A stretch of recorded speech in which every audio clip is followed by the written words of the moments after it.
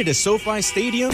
Skip the traffic and ride the Culver City Bus Line 99, the SoFi Express, your direct $2 base fare round-trip ride from the Culver City Transit Center at Westfield, Culver City. Buses run on weekend game days every 20 minutes starting 3 hours before kickoff, with return service beginning at the start of the third quarter. And guess what else? We're hiring. Join our team and help keep the community moving. Visit culvercitybus.com or call 310-253-6500 for info on your next ride to the game or maybe your next job.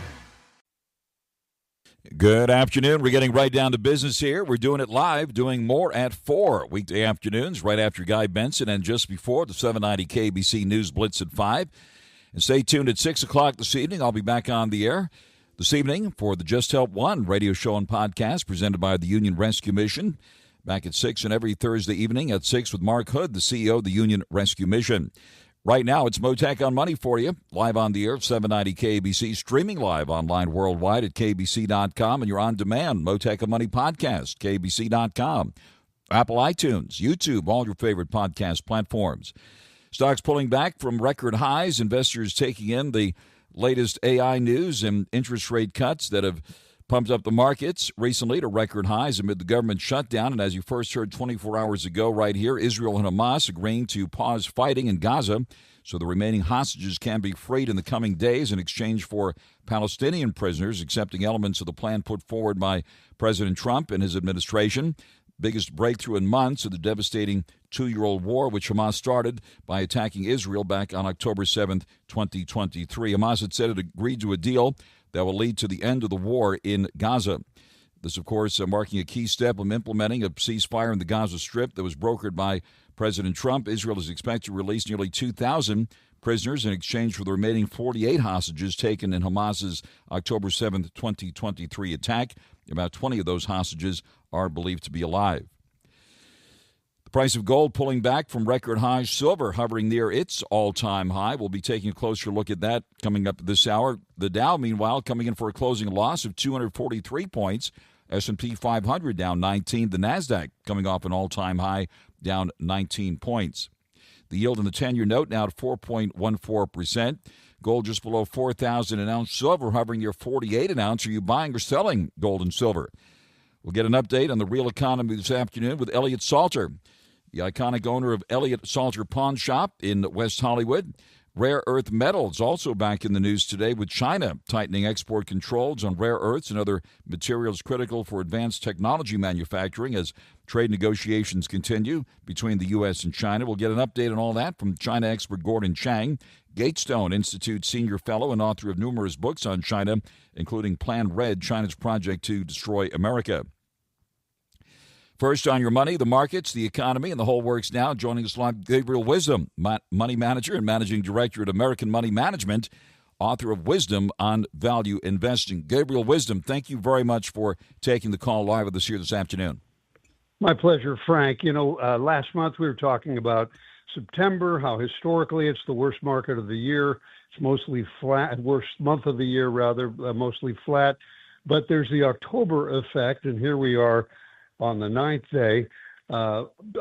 October's an observational theory that prices decline, and it's based on the fact that 9 of history's largest single-day declines happened in October before Halloween. And beyond that, the hard data since 1928, that's 97 years of data, it shows that the S&P 500 has gained value more than its decline in October. So superstition, if you get spooked by tariffs, by fears of recession, by talks of a stock market bubble, just remember, be a Ghostbuster. Very good. Well, we'll get the song "Spooky" ready as well as "Thriller." So we'll see what develops here as we get into the month of October. It's been a thrilling month so far for NVIDIA stockholders. That stock I see here at a record high today, more than $3 at $192.57. The Magnificent One still not disappointing here. Well, that's so true. NVIDIA does face some competition. The big news today was that the Arab nations will be buying chips. That's opened up for NVIDIA. So it's big news. And OpenAI is buying chips for some of its data centers, not from NVIDIA now, but from AMD. And it's the latest sign that NVIDIA is facing more and more competition. This happens in free economies when companies enjoy a huge, margin and very little competition. So it's natural that it remains the undisputed AI chip leader, certainly. But Tesla, for example, is making chips. Samsung Electronics was tapped by Tesla to manufacture its next chips for humanoid robots and self-driving cars.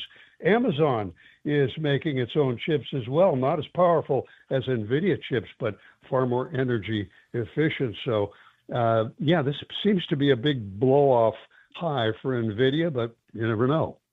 Very interesting. And, of course, Intel, which was left for dead not too long ago, continues to rise as well, getting close to $38 a share here. This is one that we're all apparently shareholders now, now that the government has taken a stake in Intel and all sorts of deals, including with AMD and maybe with other partners. What about Intel here? Well, I continue to like Intel. Frank, I thought it was a fallen angel at much lower prices, not because they're a quality business. They haven't been. They've been burning through shareholders' equity, burning through capital. They've stumbled when others in the chip space and the foundry business have succeeded. But they're Intel, and the name and the enterprise is worldwide. And now the government, you and me, the rest of us, we take an interest in the company. AMD wants to get on board.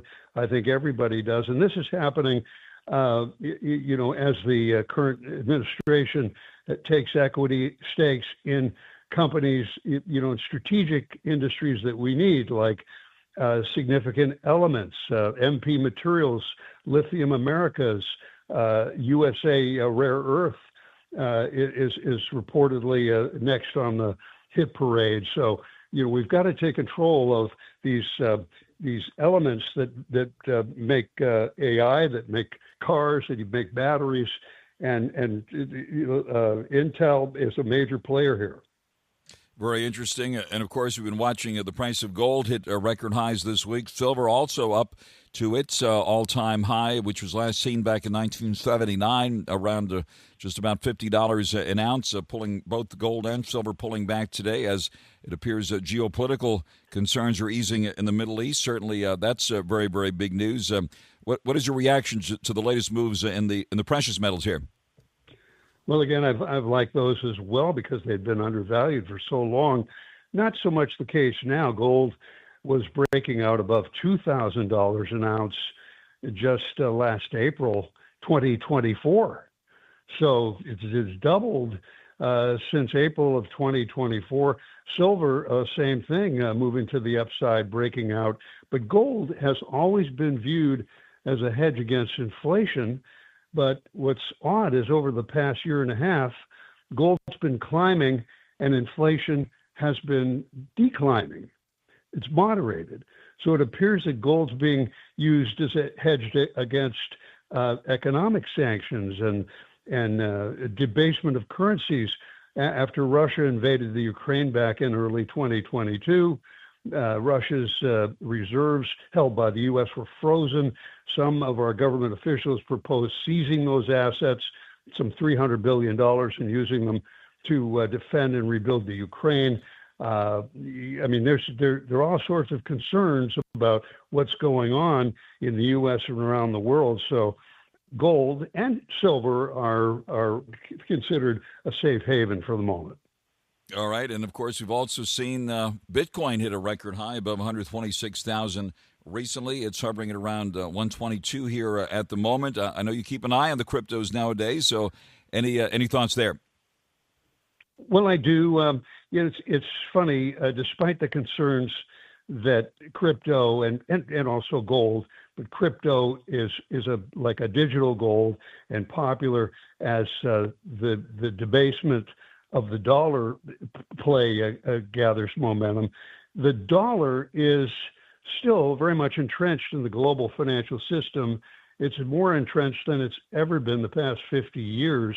It remains, part and parcel of what we do around the world.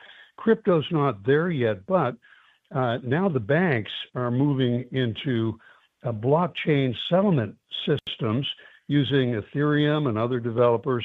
And we're talking about JP Morgan Chase, Bank of America, Citibank, Wells Fargo. These biggest money center banks are fascinated with using blockchain for 24/7 transfer of assets, including tokenized assets. So crypto is very real right now.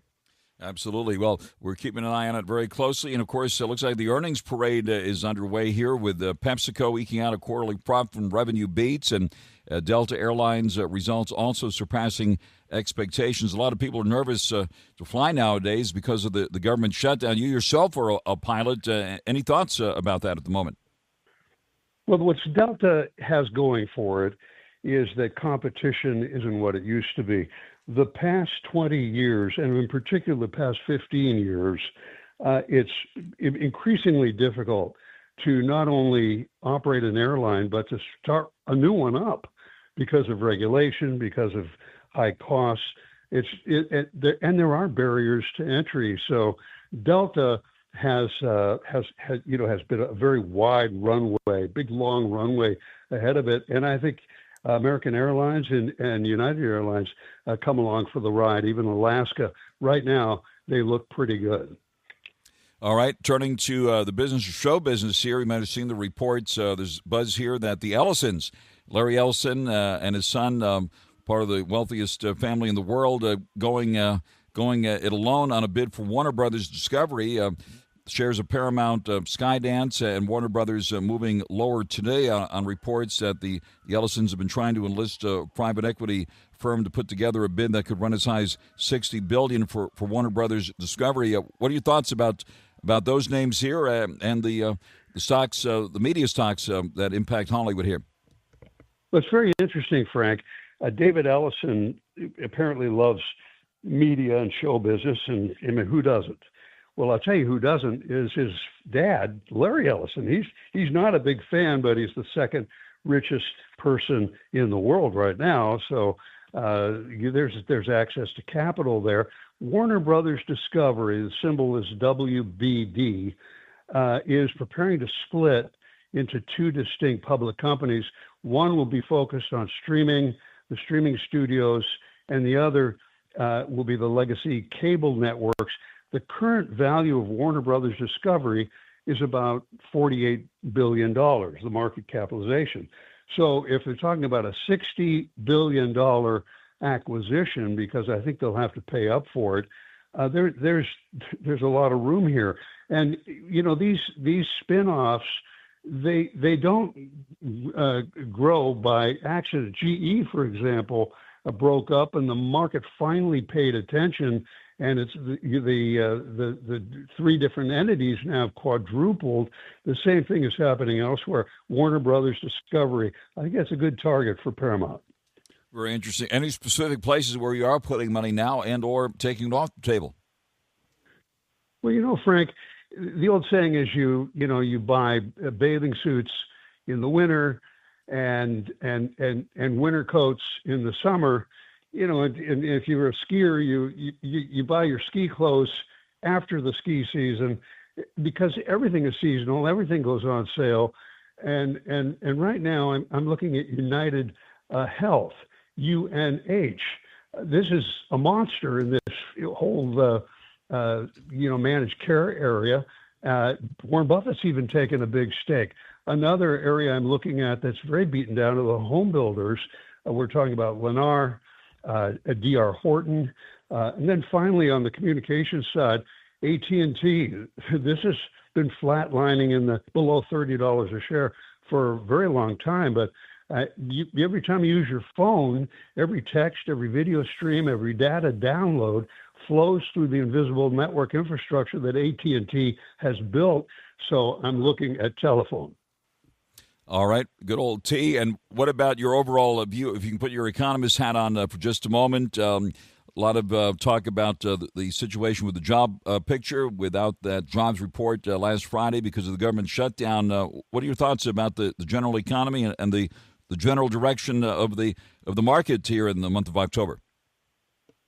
You know, there's been a lot of talk about bubbles, and Goldman Sachs identified three common components of financial bubbles in the press this week, and that's rapidly rising asset prices, extreme valuations, and then increased leverage in which companies are borrowing. Well, we're starting to see tech firms issue bonds. They're borrowing because they're spending so much money on the AI infrastructure.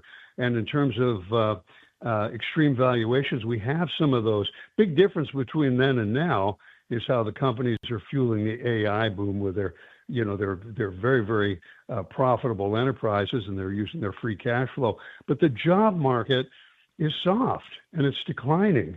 And when the BLS is back online, we'll have more clarity here. But in the meanwhile, I think we're going to see perhaps a recession eventually.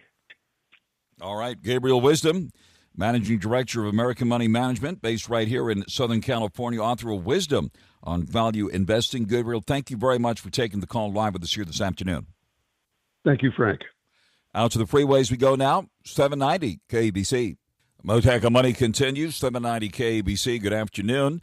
Stocks pulling back a bit from recent record highs. The Dow down 243 at the bell today at 46,358. The S&P 500 and the NASDAQ both down 19 points, with the NASDAQ coming off an all-time high. The yield in the 10-year note now at 4.14%. The price of gold hovering just below $4,000 now after popping above $4,000 earlier this week to all-time highs. Silver, keeping an eye on that one, right now hovering at around $47.50. Platinum, which has seen an impressive run-up this year, up nearly $8 at the moment at $1,664 and change. Turning to the cryptos now, we see Bitcoin up about $600 at $121,625. Ethereum at $43.80, up about $40 here at the moment. Solana at $221. Doge at the moment at 25 cents. Paramount Skydance chief David Ellison reported to be in talks with major private equity firms to join his possible bid to buy Warner Brothers Discovery, a mega deal that could cost upwards of $60 billion, according to the New York Post. And our buddy Charlie Gasparino there. Potential investors weighing the deal include Apollo Global Management, the buyout giant that in the spring of last year had made a $26 billion debt-fueled offer for Paramount before ultimately losing that race to Skydance, according to people with direct knowledge of the situation talking to the New York Post. Paramount Skydance shares down 53 cents today at $17.97. NVIDIA, among those hitting record highs today, NVIDIA up more than $3.46 to be precise at $192.57. IBM, which has been getting attention lately, pulling back $1.23 at $288 and change. Apple down more than $4 today at $254.04. Tesla down $3.15 at $435.54. Oracle up nearly $9. That's, of course, Larry Ellison's company, up nearly $9 at $296 and change. Circle up $2 at $150.48, 2 cents that is, at $150.48. Bitmine Immersion pulling back nearly $1 at $59.10. IBIT today down $1.32 at $68.79.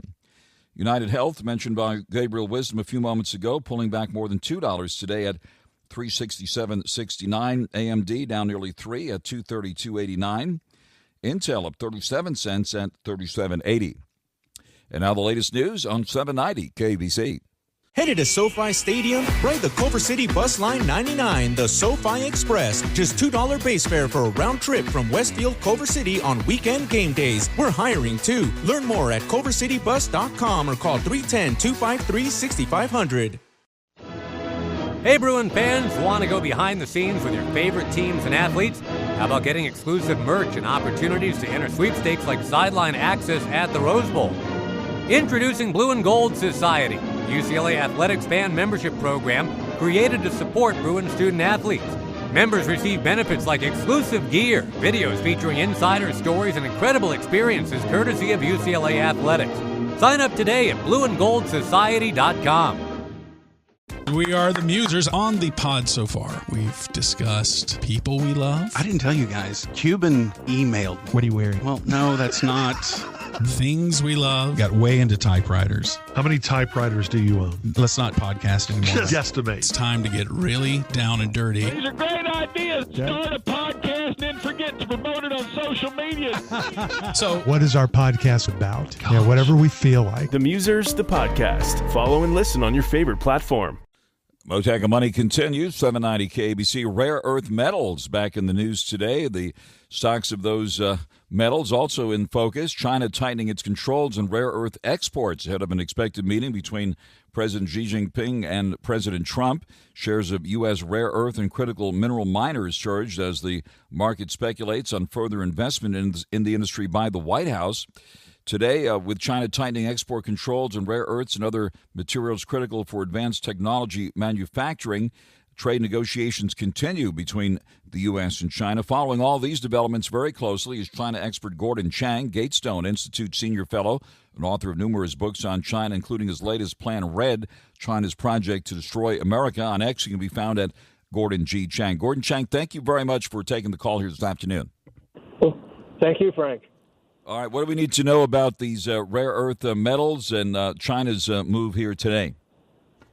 Well, China's issuance of regulations really tightened the rules that it first discussed in April. And really what we're talking about is not just rare earths, not just magnets, but things like drill bits, things like the technology for processing rare earths. So these were comprehensive rules. And China's doing this because they think they can get an advantage ahead of trade negotiations. The other thing is that people are speculating that Xi Jinping, the Chinese ruler, will meet President Trump on the sidelines of APEC at the end of this month in Seoul. But there's some indications that Xi Jinping may not show. So this is all very much up in the air. Very interesting. So it looks like the Trump administration's taken some equity stakes in several miners this year, and in an effort to stand up a domestic supply chain against China. So some of the names that surged today on Wall Street included USA Rare Earth, Neocorp Developments, Ramaco Resources, Energy Fuels, MP Materials, and the list goes on. Anyone that's getting your attention in all this? Well, the most important thing is whether the government should be doing this. Now, clearly the government should be stimulating domestic and processing of rare earths. But getting the government involved is not necessarily a good thing. I mean, we saw this in the semiconductor industry with the government taking a stake in Intel. I don't think that we need to go to the way of China and other socialist economies. All right, so we're keeping an eye on the critical mineral industry these days. Anything else that's on your radar screen related to lithium and these other rare earth metals as it relates to China and the heated up competition here? Well, I think the most important thing is that China is trying to get President Trump to submit by intimidating him into believing he has an inferior bargaining position. But we got to remember that we are the trade deficit country, and trade deficit countries hold most of the cards in trade discussions, because the Chinese have much more to lose than we do. So, although the Chinese propaganda is that they can do whatever they want, I don't think that's the case. And President Trump needs to show the Chinese that trade deficit countries like the U.S., and our trade deficit last year with China was $295.5 billion, that we've got a lot of cards to play, and we should start playing them. All right, we've been talking about rare earth metals. What about gold? We've seen gold hit record highs. Is China accumulating gold? And tell us about China's role in this gold run-up here. Well, China is buying gold. I mean, the price, hit over $4,000. But this is not really so much a China story. This is a story about the global markets expressing real displeasure at the too much spending in the United States. We're going to have to stop deficit spending. And this whole discussion about government shutdown is in an era of unreality where people think that we can afford things that we have paid for in the past. And obviously we can't, because the markets are telling us that this is just about over. I'm here live with Gordon Chang, China expert. I also wanted to get your reaction to that big article in the Wall Street Journal this week, headline, How China Threatens to Force Taiwan into a Total Blackout. A Chinese blockade would quickly deplete resources on an island that depends on imported fuel. What's your reaction to that report, and where do things stand between China and Taiwan at this point? Well, obviously, if China were able to put in place a blockade, yes, Taiwan would run out of energy because it basically has no domestic energy other than a few renewables. But the point is, if China were to institute a blockade, probably the rest of the world would start to blockade China. So this is the reason why China hasn't done it. China views Taiwan as a hard target, as it should. And so the Chinese can huff and puff. They can circle Taiwan with their ships and with their planes, but I don't think they're really going to do something which is irrevocable. And a blockade, which is an act of war, is irrevocable.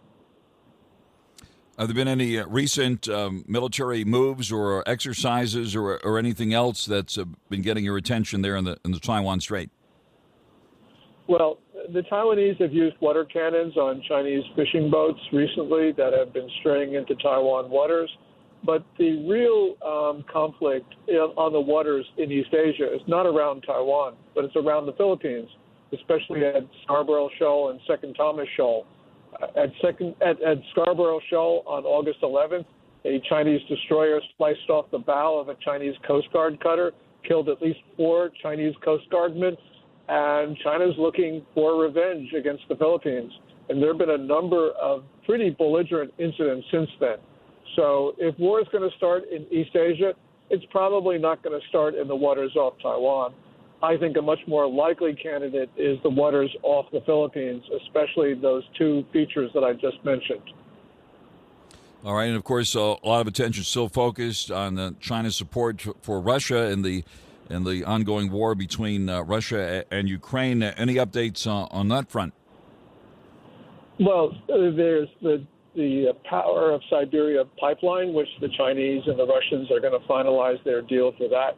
That certainly is significant because it makes China less dependent on the rest of the world, including the United States, for energy. But, we're seeing all of these reports about China providing targeting data for Russia by satellite. Well, China, from the very beginning of this conflict, was providing targeting data to Russia because Ukrainian forces were using Chinese-made drones. And China's DJI, the world's dominant maker of drones, was providing that targeting data to the Russians. Now, DJI denies it, but clearly they were.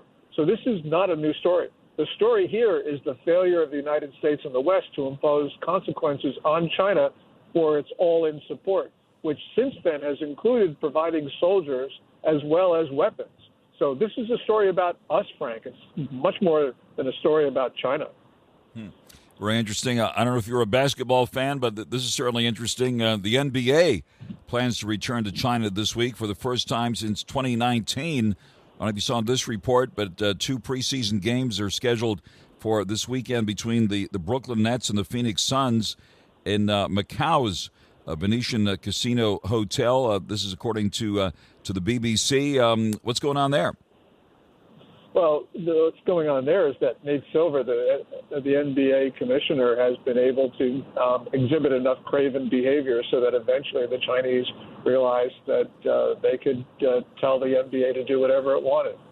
But the NBA shouldn't be there because we know how China treated, for instance, other sports stars, including the tennis sports star Peng Shuai. So this is more behavior that I think doesn't represent the U.S. or put us in a good light.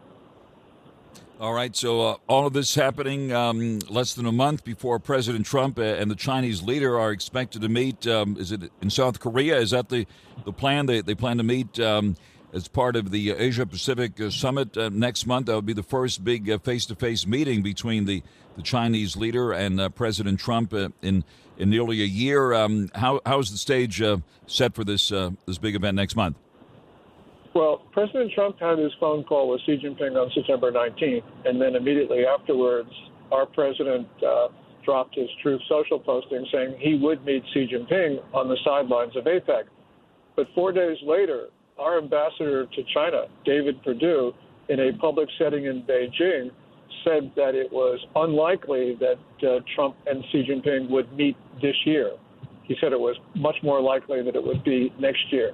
There are also reports that Xi Jinping is in political trouble, deep political trouble in China. So I don't think we can take it as a given that Trump and Xi will meet on the sidelines of APEC. It could very well happen, Frank, but there are a number of indications suggesting it won't. So this is going to be a day-by-day watch on the part of China observers to see what's happening. All right, we're speaking on the day with this rare earth story has certainly got a lot of attention and a lot of rumblings about the state of the U.S. economy with the job numbers supposedly weakening, even though we didn't get the latest jobs report last Friday. How's the Chinese economy looking nowadays? Well, they just had their Golden Week, which was 8 days of travel starting on October 1st, National Day.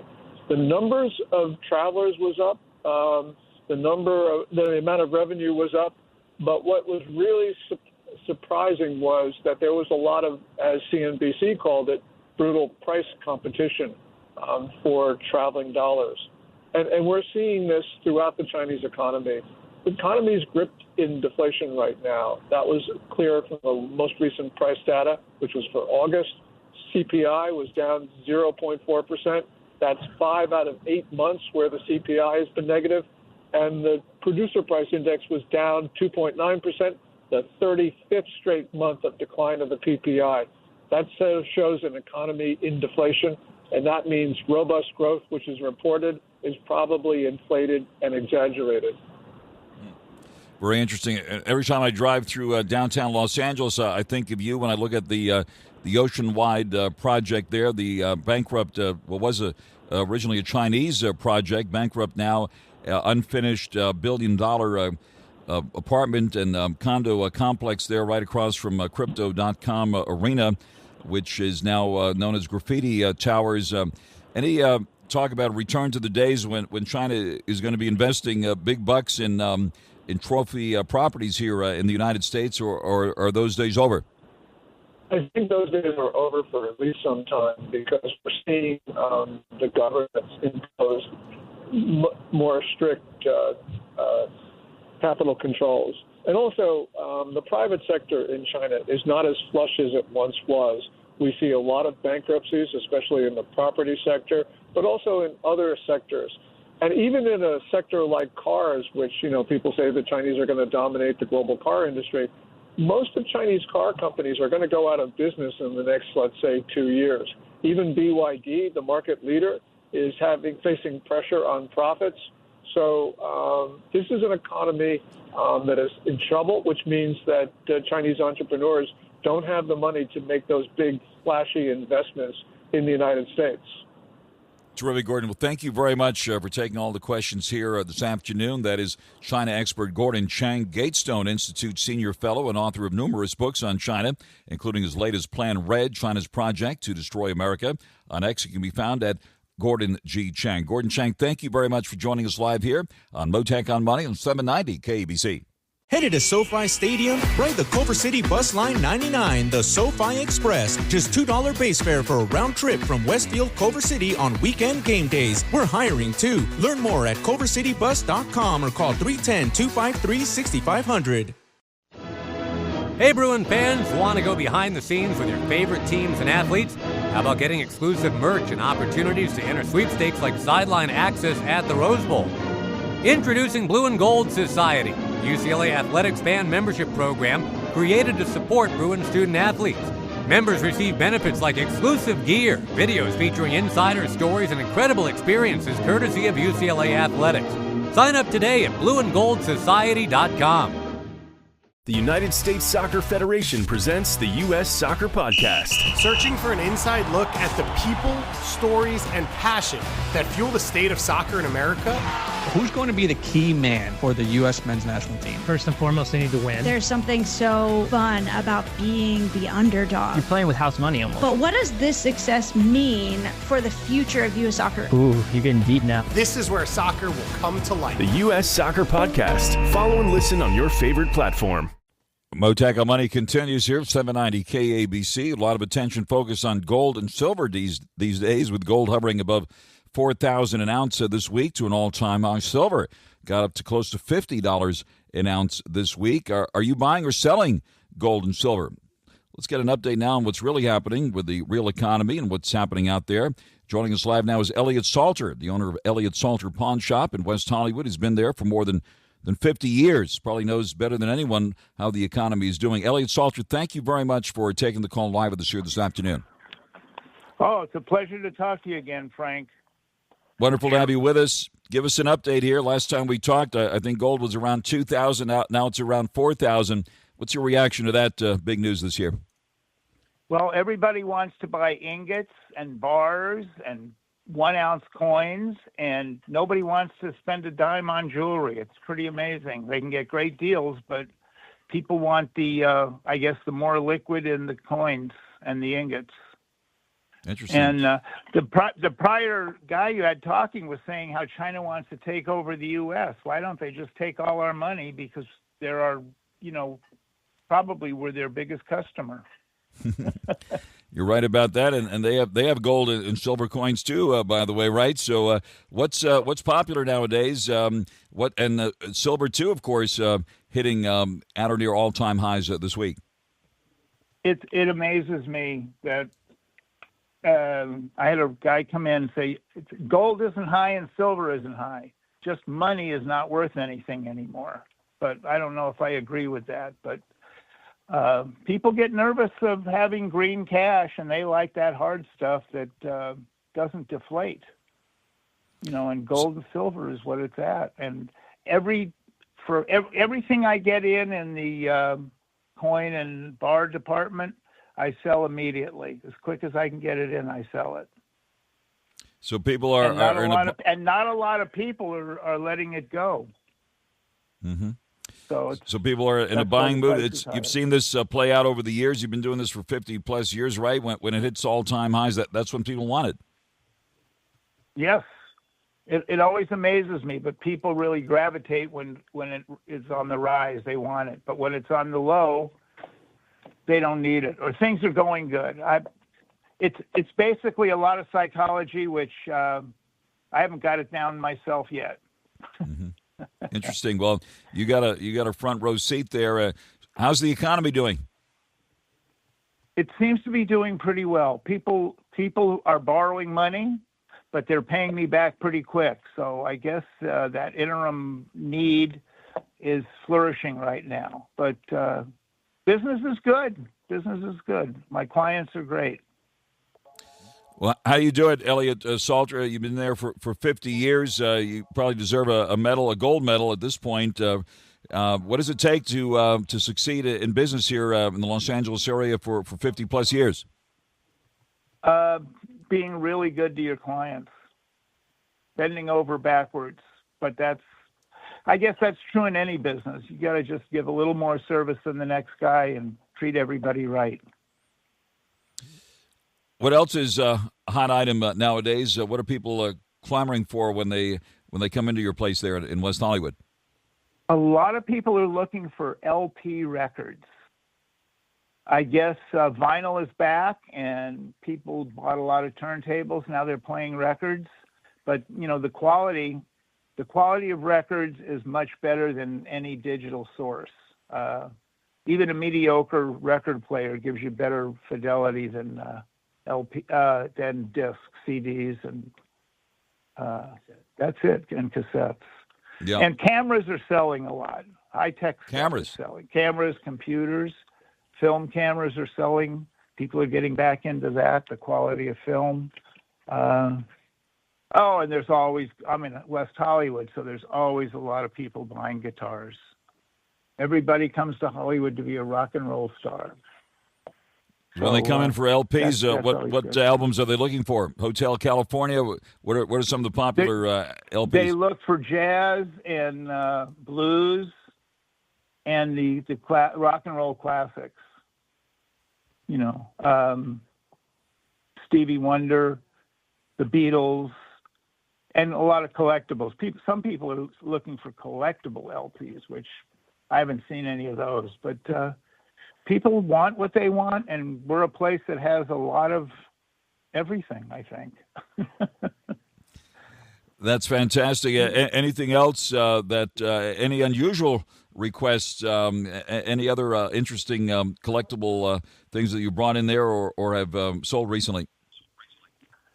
Not unusual. Well, actually, you know, Dave and I were talking. We have a lot of beautiful silver tableware, coffee services and stuff. And if silver keeps going, all this beautiful stuff is going to turn into silver bars for somebody because nobody wants to pay the price. It's funny that bullion has put the flatware market on its ear.